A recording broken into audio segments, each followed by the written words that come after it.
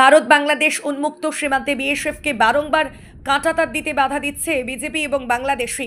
এবার বিএসএফ নয়, আন্তর্জাতিক সীমান্তে বুক চিতিয়ে বিজেপি ও বাংলাদেশিদের বাধা উপেক্ষা করে কোচবিহার জেলার মেকলিগঞ্জের দহগ্রাম আঙ্গারপোতার উন্মুক্ত সীমান্তে কাঁটাতারের বেড়া দিলেন ভারতীয়রা। শুক্রবার সকাল থেকে কাঁটাতারের বেড়া দেওয়ার কাজ শুরু করে গ্রামবাসীরা। অভিযোগ, তখনই বিজেপি ও বাংলাদেশের নাগরিকরা এসে কাজে বাধা দেওয়ার চেষ্টা করে। সৃষ্টি হয় উত্তেজনা। আপত্তি উড়িয়ে বিএসএফ আধিকারিকরা কাজ চালিয়ে যেতে বলেন। সীমান্তে ঝামেলার খবর পেয়ে প্রচুর সংখ্যায় গ্রামবাসীরা সেখানে জমায়েত করেন। তারাও বিএসএফের সঙ্গে কাঁধে কাঁধ মিলিয়ে কাঁটাতারের বেড়া দিতে সাহায্য করে। তবে গ্রামবাসীর পাশে দাঁড়িয়েছে বিএসএফ। এই এলাকার গ্রামবাসী, আমাদের গ্রামের নাম হচ্ছে 123 অন্দরান খড়খড়িয়া। তো দীর্ঘদিন ধরে আমরা দেখে আসছি, শুধু এই যে করিডোর বলে নয়, করিডোর তো 1992 সালে হয়েছিল। তার আগ মুহূর্ত পর্যন্ত সরাসরি এরা বাংলাদেশ থেকে চুরি করার জন্য আসতো। গরু মহিষ গোয়ালঘর থেকে আর অন্যায়ভাবে ওরা নিয়ে যেত। ওদের পিছনে আমরা ধাওয়া করি, কিন্তু তারপরেও গরু পাওয়া মুশকিল। ওরা তিস্তা নদী হয়ে একদম সোজা চলে যায় বাংলাদেশ মূল ভূখণ্ডে। হ্যাঁ, তো এবার সেই 1992 সালে করিডোর হয়েছিল, তার আগ থেকে এই সমস্যা হয়েছিল। এখন করিডোর হওয়ার পরে তো আমাদের একটা সীমানা নির্ধারণ করা হয়েছিল। এরপরে এখান থেকে দলে দলে গরু, দলে দলে মানুষ পাচার হয়। হ্যাঁ, কোন মানুষ কী ধরনের সে তো বলা মুশকিল।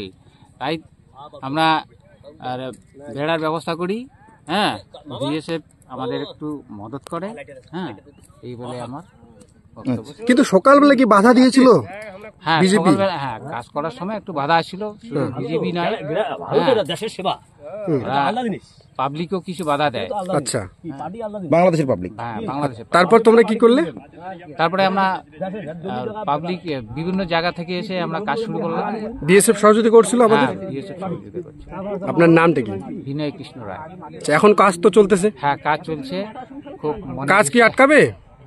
আটকাবে না। আমরা এখন যা মনোবল নিয়ে আসি, যেভাবে কাজ করছি অত্যন্ত উৎসাহের সঙ্গে।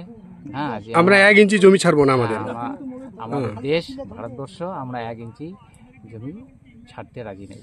একদম, দোকানে রক্ত দেবো, কিন্তু জমি ছাড়বো না। ঠিক আছে।